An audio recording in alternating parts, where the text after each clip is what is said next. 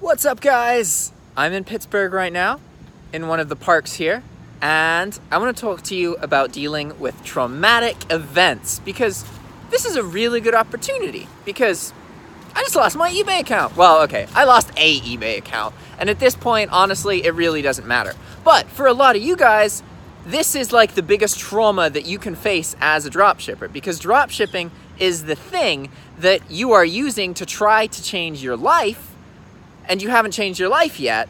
So if your eBay account were to vanish or disappear, then you perceive that as the change to your life disappearing. So that's a big deal. That's scary, right? So that's not really what's going on here, but it does give me a good opportunity to explain to you how to deal with these kind of really intense, terrifying, traumatic situations that you inevitably will experience in some way, whether you're drop shipping and you lose your eBay account, or, you know, you're just a human. Like, something bad is going to happen to you at some point, and your ability to succeed in life isn't about your ability to like prevent these bad things from happening, because the reality is that they happen. No matter who you are, no matter what you do, you're gonna die at some point, and people you care about are gonna get hurt. Like, that's life. You can't stop that. All that you can do is change the way that you respond to these bad events. So imagine that you lose your eBay account or something. You gotta make some moves, right? You gotta do some stuff. But at the same time, you are in a devastated emotional state. You may think such thoughts as like, oh, you may blame your parents for something, you may blame yourself for something, you may think that life's not fair, you may wish that you just had something that other people had that you don't have. There's a whole bunch of different ways that your brain can kind of respond to these kind of events. And the most important thing for you, there's 3 things you gotta do. 1, drink water. 2, eat food. 3, get some intense cardio. Like, go on a run and just keep running. Like, because when you're in this intense emotional space that usually happens immediately after an event, right? Like, you log into your eBay account and it's gone, you're gonna have a lot of emotions. And the mistake that most people make at this part is they immediately start making business decisions. And you should never do that. You should never make business decisions when you are in this intense emotional state, because the reality is you're going to make bad decisions. You can't let your emotional state just jeopardize everything that you've been working on, right? You have to be able to make clear decisions. So in order to do this, you need to have a system that allows you to clear your head, right? And this can be really, really tricky if you haven't been through crazy intense life shit before. Like, if you haven't been through death, you haven't been through disease, you haven't like seen somebody you really care about get killed or get hurt, you know, then dealing with trauma is harder because you don't have that previous past experience. But the biggest thing, don't make business decisions when you're traumatized. You have to get yourself out of that headspace and then back into it. And I know that it seems kind of counterintuitive when like a big business thing happens and you have to react quickly. It seems counterintuitive to go outside, but you need to get away in order to make the best decision. You have to. You have to be able to step out of your head and get away from things and calm yourself down, because the reality is it just feels like the end of the world. Do you know how many times something has happened that has terrified me, that has made me feel like the world's over? Do you know how few of these times I remember? Because right now, I don't remember any of them. And I guarantee you, I have felt that way plenty of times. Okay, actually, that's not true. Let me think of ones that I remember. I remember being in Nicaragua, leaving GrindSpace, staying with strangers, bunch of people I don't know, bunch of people speaking a different language, and then I remember my account getting suspended there. And that was the first time. That was scary. I was really scared. Like, definitely. But does it matter now? Did that end my life? No. Did it change anything? No, not really.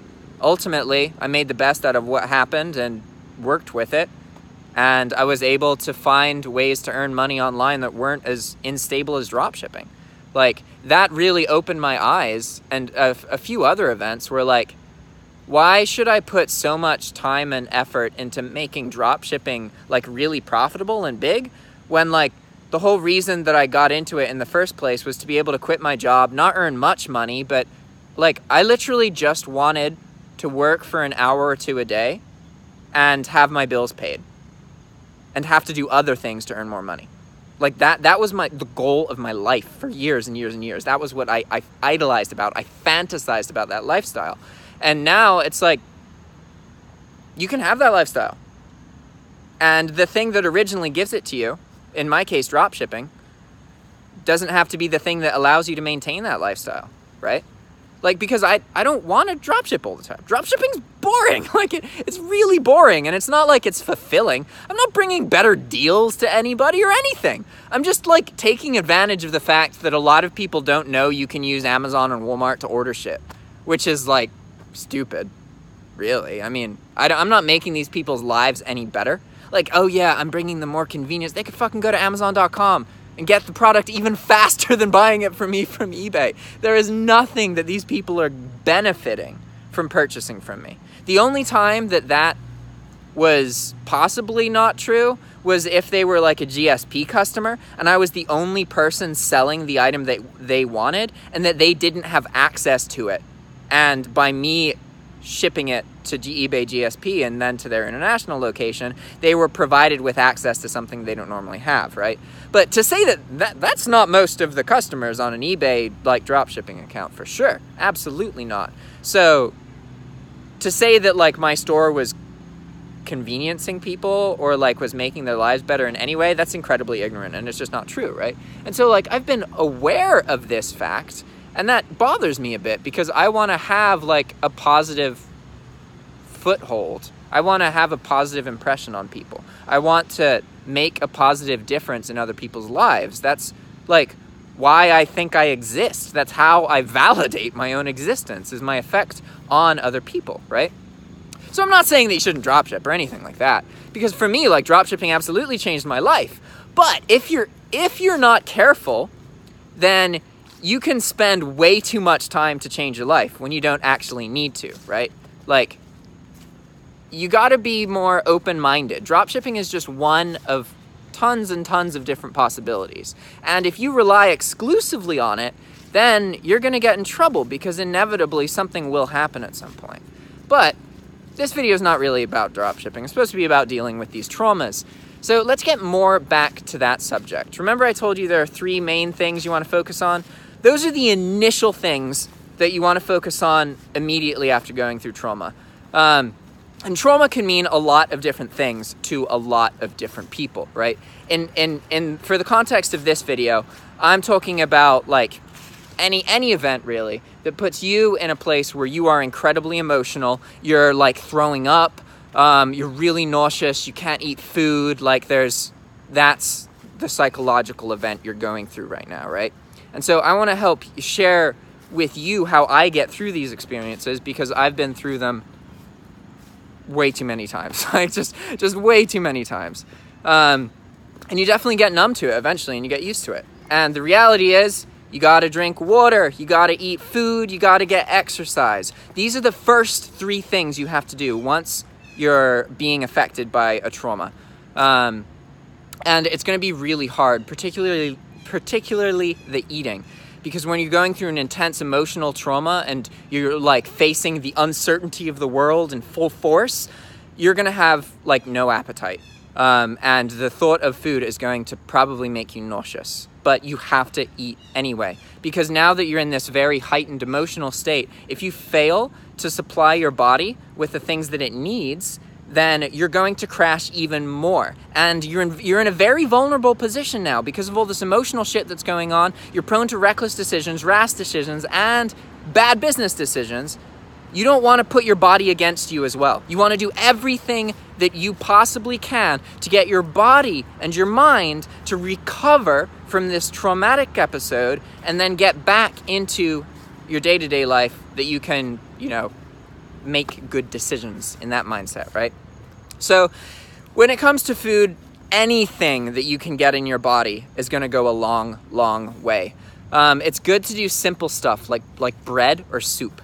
Like literally when I'm like this, I will just go like buy a baguette and then eat the baguette. Like that's it. Like the worst thing that you can do is not eat. It's gonna make things way more complicated because you're really, really vulnerable, and your body not having food is going to also make you more emotional, which may not normally be noticeable, but because you're in such an intense scenario at the moment, all other effects are going to be exaggerated. So you want to make sure that you're taking care of all these little things, because currently they're going to affect you way more than they normally do, right? So you want to get food. Even if you're not hungry, make sure you get food. And we're talking about like, okay, you realize that this thing's happening and you feel really intense. This is the immediate. We're not talking about like every day, that kind of thing. We're talking about how you immediately respond to the scenario. You have to go outside, leave, get food, get water, and exercise. That third one's really important. I'm not talking about going on a walk. I'm talking about like putting headphones in and just fucking running. Just run until you don't want to run anymore. Because you're going to have a lot of energy from this emotional crap, and you got to get it out of you, otherwise it's going to come back and hurt you later in the form of some like decision or something. So you want to run. You want to tire your brain out, because you just put your brain through a huge stimulation, a huge escalation. And what you want to do is you want to get to the crash part where you're like, this is the initial point, right? Where you're aware of the event. And then your brain gets really stimulated to try and deal with it, and ultimately you crash. What you want to do is force the rise and crash in your control so that it's easier to deal with. And you can do this by giving yourself an intense amount of exercise, right? You want to just keep running, like run for like 20 minutes. Just run long enough that you are not really thinking about it anymore, and you're just like, holy shit, I just want to stop running. Like, and then at that point, now your body's used up a lot of energy. So it's highly likely that the racing in your mind is going to slow down, and you're going to start to want to stay still. You're going to want to start to sit down. This is going to trigger a kind of a relaxing effect on your mind, because you forced a stimulation that you can control, your physical stimulation, right? And then you are recovering from that, and your body is like, whoa, whoa, whoa, I just spent tons of energy, I need to recover. This is going to have an effect on your mind that slows your mind down, which is going to be really, really, really helpful to gaining back control of your headspace. Because often after these like crazy events, it's very easy to feel out of control, like your thoughts are just spiraling and going all over the place, and you can't view things analytically. So you have to be able to process and handle all of this stuff, right? And so after you've done that, that's the initial thing that you can do right away that's going to help a lot.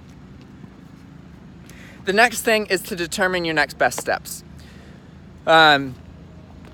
You have to identify what it is that you can do to alleviate the situation.